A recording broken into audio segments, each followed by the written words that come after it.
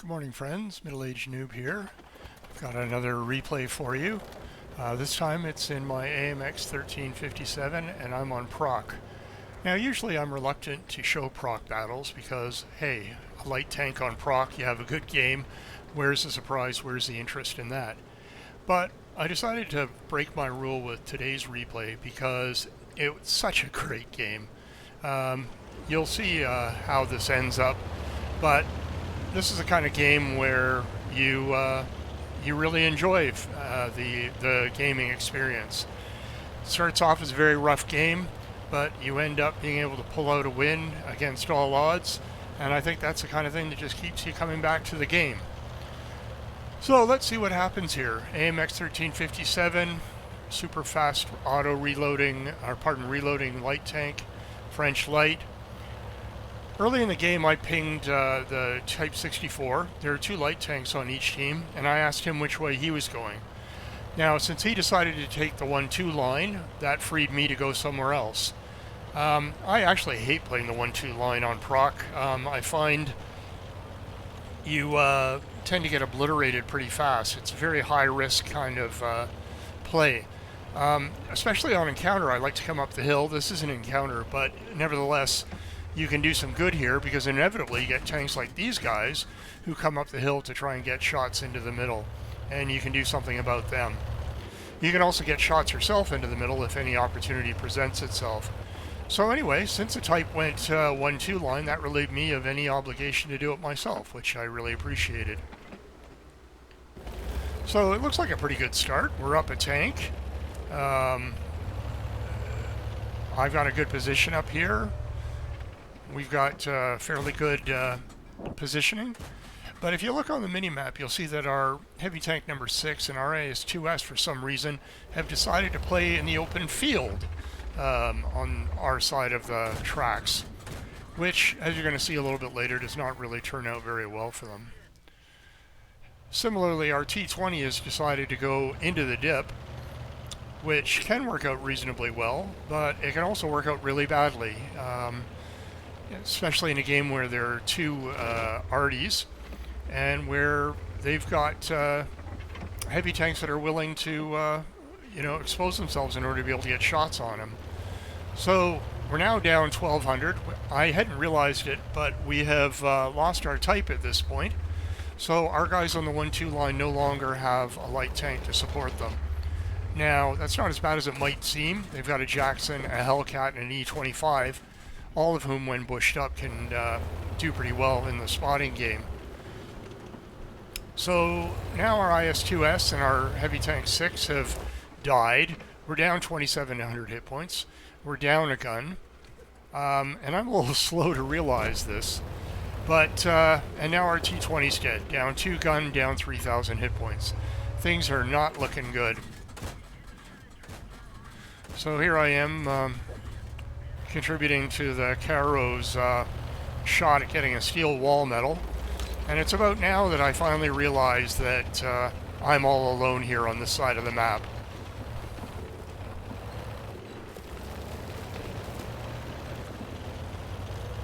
So, time to relocate, time to get back to the other side of the map and see what I can do to help out our guys on that side.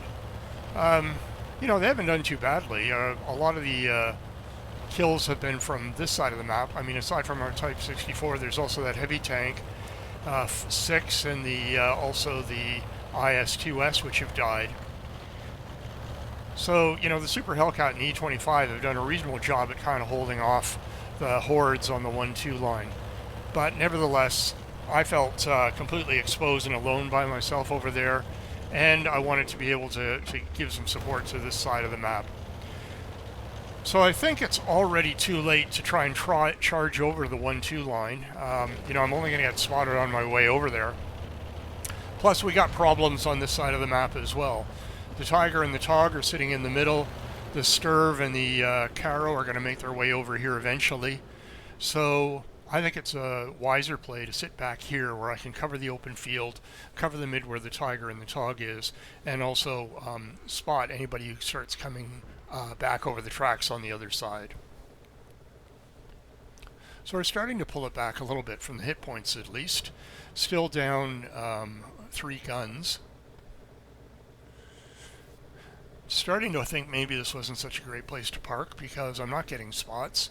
Don't know what happened to the Tiger, don't know what happened to the Tog. But this is a game that requires patience, so I'm going to sit here a little bit longer. Just when I'm thinking about moving off, the Tog gets lit. Managed to put 1 shot into it myself, but I'm getting a nice load of assistance damage as he gets raped by everybody coming and going. It's at this point that their remaining light tank decides to make his move, and I'm in a position to be able to spot him as he comes over the ridge, and he gets erased. So now things are looking a lot better. We're only down 400 odd hit points and 1 gun, and I'm now the only light tank on the field. Still don't want to go charging over to the 1-2 line. I figure the Super Hellcat and the E25 has still got that covered. Still worried about what might happen in the mid. So I prefer to stay over here and try and light both the mid as well as people who might be creeping up on this side of the berm. Futilely shooting the OI.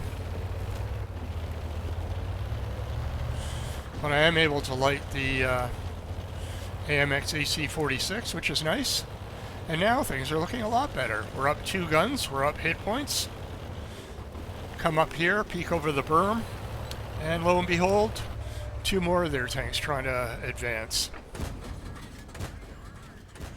Double bush, take out the FT, and even do some damage to the IS-2M. Now things are well in hand. Now we've really got a big advantage. Hit points and guns. They're spread out all over the map. Come back over here to get shots and lights on these guys who are pressing forward. A couple of shots at the Firefly, only one of which goes through. Put a few more into the Caro.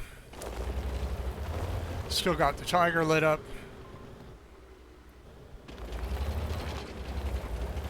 So I decide I'm going to try and relocate a bit. Now that the Tiger's down, maybe I'm going to head over to the mid, see if I can't light that Caro. But I'm going to wait till I reload first. So now I'm up to 2200 damage, 3000 assist. Not a bad tally. So it looks like their team is mostly now on the other side of the tracks, except for that Caro.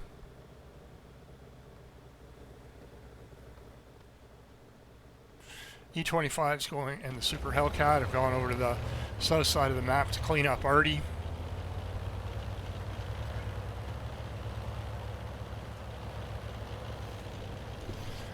So I'm looking to see if I can get an angle on the Caro. Also maybe be able to light anybody who's still making their way on the other side of the tracks. Caro gets lit. I don't know if it's me who lights him. Still trying to contribute to his steel wall. I don't know if he's going to get a steel wall, but that's kind of... I gave him every chance. Lit the M44, but of course I dumped my clips, so...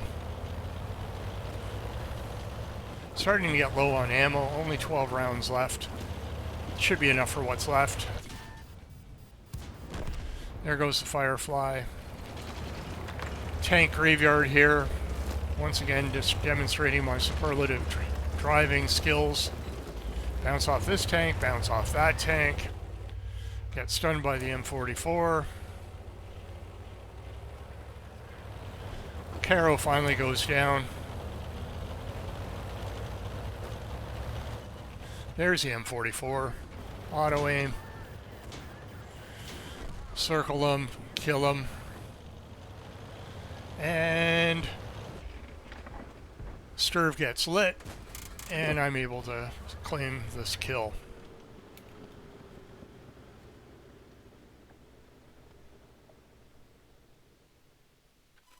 So let's have a look at the end plates. Victory, of course. Ace tanker, very, very nice. And spotter. This is what I really like. 5 kills, 2675 in damage. Base XP of 1858. That may well be one of my highest base XP games at all. Now, didn't make a lot of money on this. There was an action mission payout which helped, but I did fire just about every single round I had. So, had to pay a lot for ammunition. So there you have it, AMX 1357 on Prok. I wanted to show that game just because of the come from behind nature of the game and the huge base XP. Anyway, hope you enjoyed it. Hope to see you on the battlefield. Good luck. Have fun.